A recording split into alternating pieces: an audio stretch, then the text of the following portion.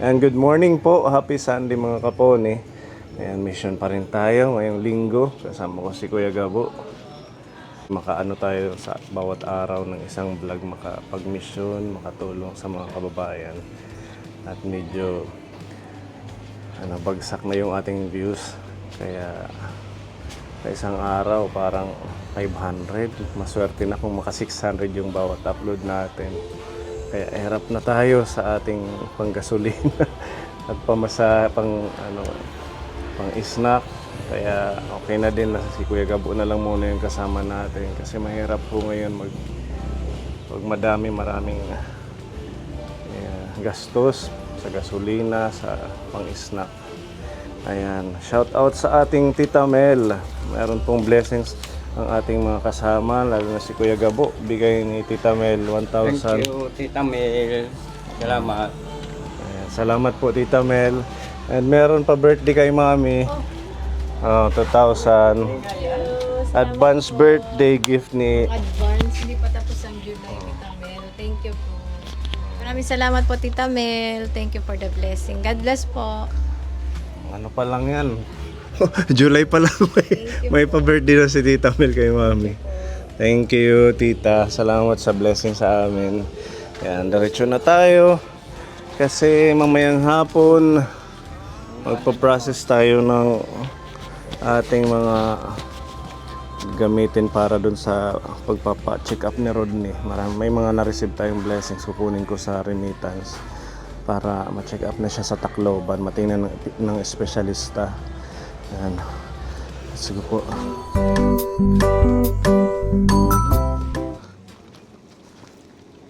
Kumusta na, Ate Rebecca? Ito, okay naman po. Okay naman kayo? Nasaan yung mga anak mo? Balik 3 lang sila nandito. Yung dalawa, ay yung isa sumama sa pinsan niya. Ito, kumusta naman tong bunso mo? Okay naman po, katatapos lang magkasakit. Nagkasakit? Opo. Dinala namin sa ospital kay nilalagnat. Tapos siya yung mata niya lagi nagmumuta. Gano'n. So, okay na ngayon? Okay naman na. Ang bahay nyo nasira na yata yung bubong. Oo. Yung trapal doon. Ang tanggal na. Wala na ngayon siya trapal. Ako na lang nilagay niyan. Sako na lang. Oo. Naku, pag nagtag-ulan. Wala. Kawawa kayo pag nagtag-ulan. Ito, kanino naman pang isa? Sa panganay namin kapatid. Nandiyan yung panganay mo. Oo, dito na sila lumipat. Dati saan ba yung nakatira? Nasa San Gregorio. Ilan yung anak? Dalawa. Dalawa. Ito yung bahay nila? Oo. Nag-aaral ka pa? Ano man, kumusta yung pag-aaral? Okay lang. Nakakaya naman yung mga project nyo, yung mga Yun, assignment. yun lang yung Dito mainit, tara. Yun lang yung Dito tayo. problema. Bakit? Yung mga project niya. Mm. Tumutulong naman sila sister.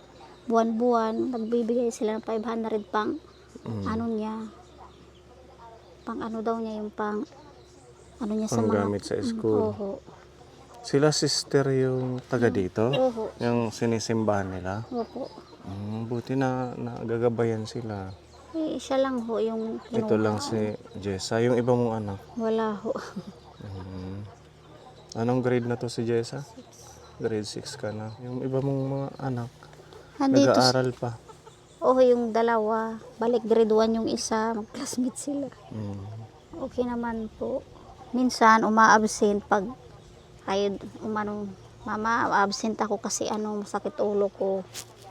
Nilalakad nila papunta sa school. Oo. Kaya nga sabi ko sa isa ko, pag may bigas, baunan na lang sila para hindi na umakyat ng tanghali kasi ang sobrang init. Yung pabalik-balik. Oo. Bukas school na naman. Oo. Ito nga, hindi siya pumasok 2 araw kasi yung buhok daw niya. Kakalbuhin daw siya ni ma'am niya. Oo, kailangan na pala magupitan to. 3 yan sila hahaba ng buhok. Nakakabasa ka na, kuya? Hala, pakita. Sa Tagalog. Dito tayo kay mainit dyan. Wala na yung duyan nyo? Wala na, naputol. Tara, dito tayo. Wala kayong upuan dyan. Wala na po. Wala. Maliligyan to sila ngayon. Ang problema sa sapa kay yung malubog. Ngayong doon. Oo, kasi may nag-aayos ng bus. Balik kami tatlo. At ito si Bibi. God bless you. Ano tanim ngaran? Jesse. Jesse. Ano tanim? Grade kuya? Good for. Grade 4. Kailangan magupitan ito. Kasi bukas hindi na naman makakapasok. Na Hala, sige, basa. karapatan na ba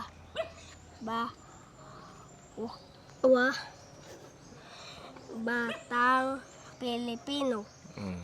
maisip la nang nag at ano mo pwede? Patingin, saan? Magkaroon. Magkaroon ng mga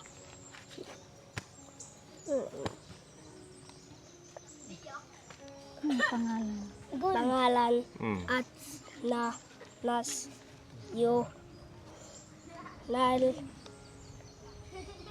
le Mm.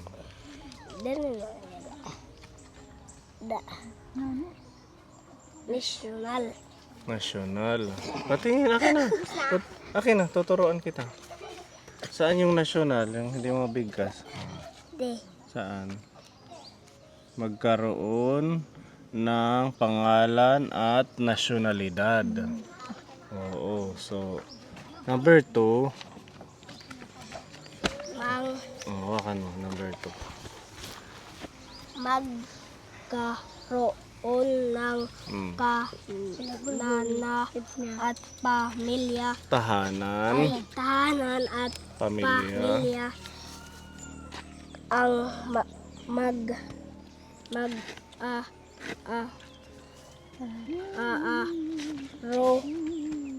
aaruga aaruga sa sa akin. akin Number 3. mahirap sa paggapa at tahimik na lugar. Tahimik na lugar. Tahimik na lugar. Sige, number 5. Number 4. Number 4 pala. Magkaroon Magkaroon ng sapat ng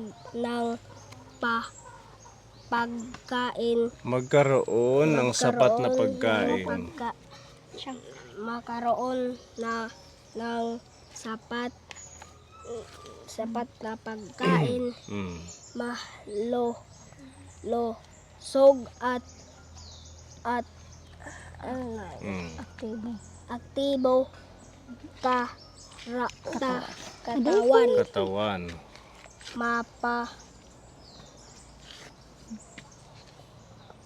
Mabigyan. Number 5.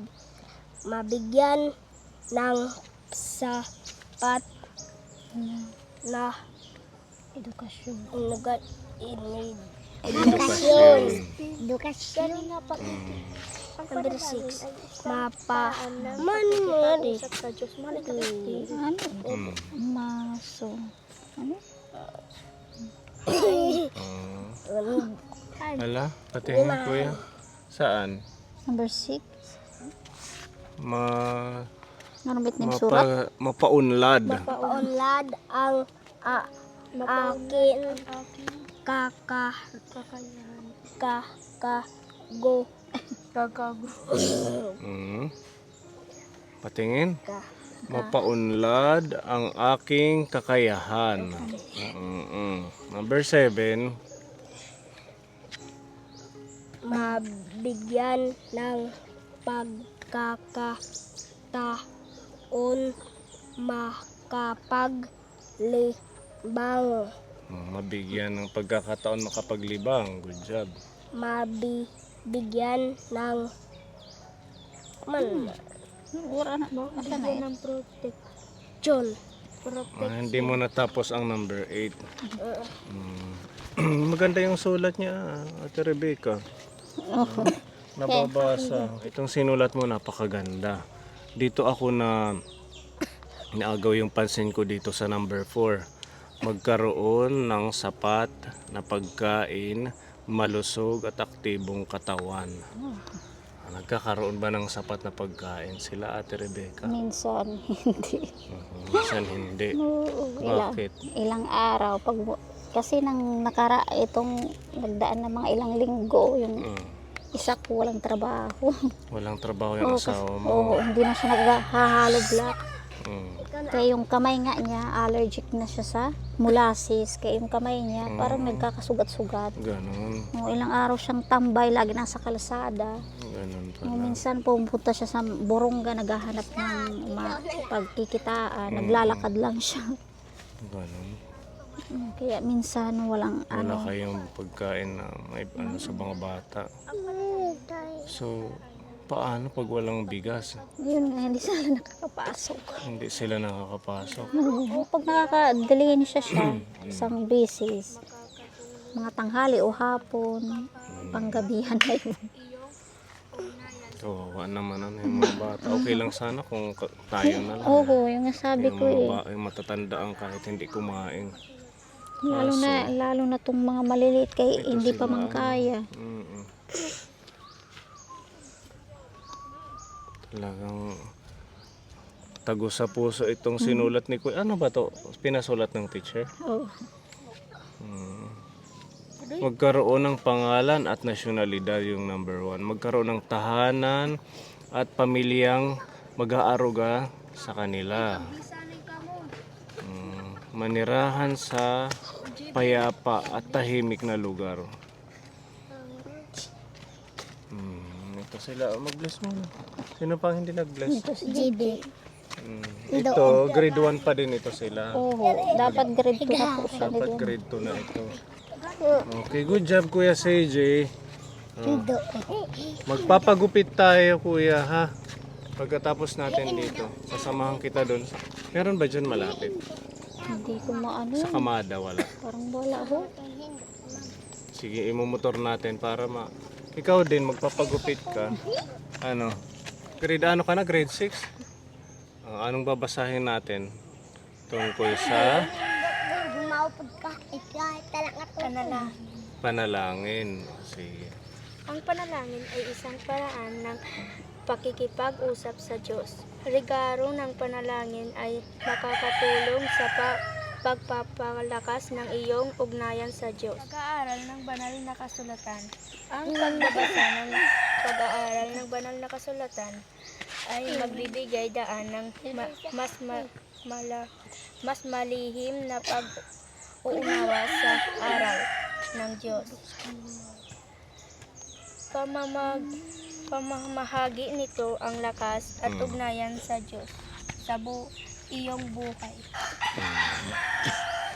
Okay, next. Meron pa? Pagsasama sa komunidad. Ang pakikisama sa mga kaibigan ay kapwa. Yung ay magbibigay suporta, lakas sa pagmamahal ng bilang tatay, titipon sa simbahan, pag-aaral ng mabuti.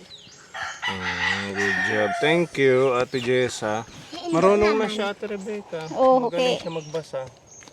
Lagi yan siya dun sa kada sister, Sabado, tuwing Linggo. Okay naman. Siguro na ng mga madre Oo. na gag-guide si Jessa. Ito, sumasama itong maliliit. Oo, itong tatlo na to. Yung bilig niya, yung kinabibili ba ni sister, ito si CJ, matalino raw. Matalino si CJ. Oo, kasi yung mga palasagot, yung magpepesta ata ito dito, lagi siyang may frame yung umuwi, galing kay sister. Pero mga rosary, may mga sagot siya. Ano yung kinakanta ninyo? Yung kuwan nga ka ng Ginoo nga ka ng kanta ng amay namon. Sige, kanta hata. Amay namon naada kahan mga langit paggayawon. Ang imo aran ikanimo amon an imo kahabian ipasunod an iyo kaburuton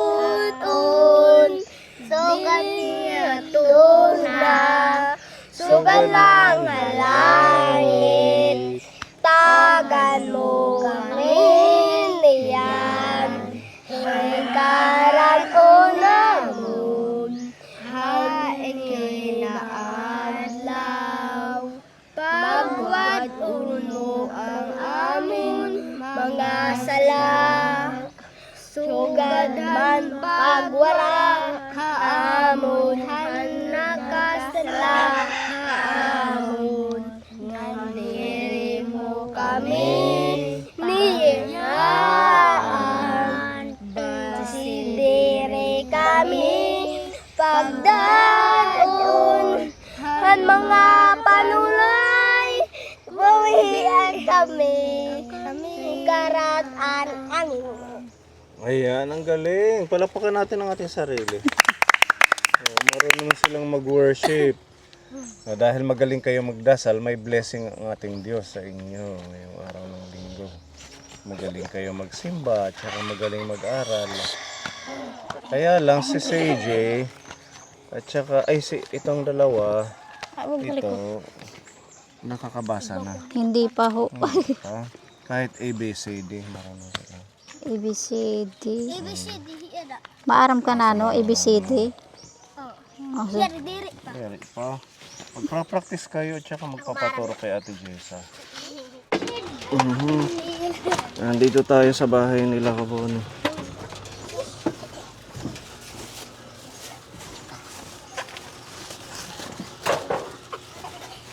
Yan lang yung space nila Kabon. Talagang siksikan na lang. Importante walang tulo kaya di pa manaulan.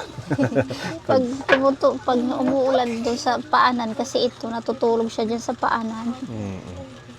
Yan siya yung natutuluan. Siya. Paano yung CR nyo pala? Ano? Doon pa rin sa may malayo? Oo. Or maghukay na lang ng... Yun na lang. Oo, kasi pag kakalat, madaming langaw. Oo. Yung liniliguan na ito Kapone, ang layo pa doon sa may tawag doon, parang may paagos na ilog. Delikado, mag-iingat kayo ha, lalo na pag ganitong panahon naglalabasan daw yung mga ahas. Minsan nga dito pumapasok sa bahay. Ayan, para meron kayong pagkain ng ating Tita Fedy, nagbigay ng blessing sa inyo Ate Rebecca. Ito meron pong bigas. Dito. Tapos may mga pwede nyo timplahin pag sa school. May Milo. Ayan. May kape din. Tapos ito may mga dilata na pwede nilang maalmusal. May noodles. Oo. Ayan, may tinapay. Baon na. Kain din. May mga Whopper. Fudgy bar. Kay Bibi, fudgy bar. Mag-share na lang kayo ha. Tapos may dito, manok, Ate Rebecca. Lutuin mo na lang to para may ulam kayo. Tapos may gulay. Talong. Oo, mauulam. Kumakain kayong gulay? Opo. Pampaano? Patalak ng ilong. Ang talong. Kakain na ako niyan lagi para tumamos ang ilong. Ayan, maanokit ka Tita Fedy. Sabay-sabay tayo dito. Thank you. Salamat po, Tita Fedy. Isa pa. Salamat po, Tita Fedy. Marami pong salamat Tita Fedy sa mga blessing. Malaking tulong po to sa amin. Galingan lang sa pag-aaral ha, mga kuya. Opo. Kahit mahirap ang buhay, mag-continue lang. Muna gilid, Bibi.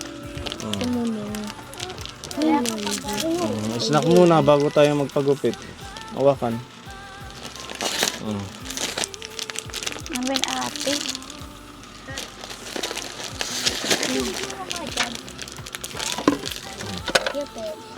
Welcome.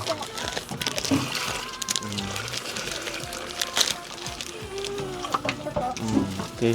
Oh, Diyos ah. Ate Kara, Marami kayong snack. Ito yung babaunin nyo. Bawat araw isa. Para hanggang ilang araw yung baon.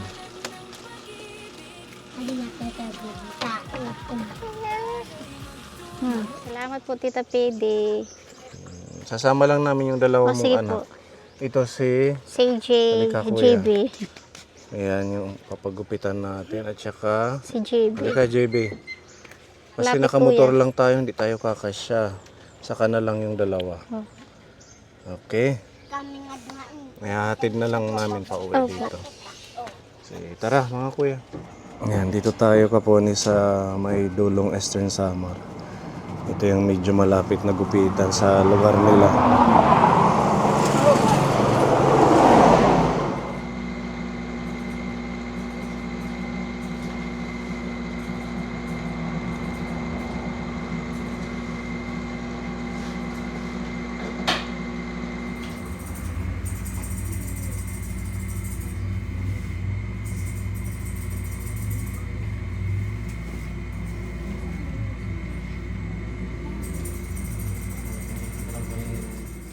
Ayan, nakauwi na sila kaponi. Ano, puging-pugi na kayong dalawa. Mag-aral kayo ha. Thank you po. Sige, sa susunod ulit. Ito si kuya ang isusunod natin. Next week siguro. Same time the stars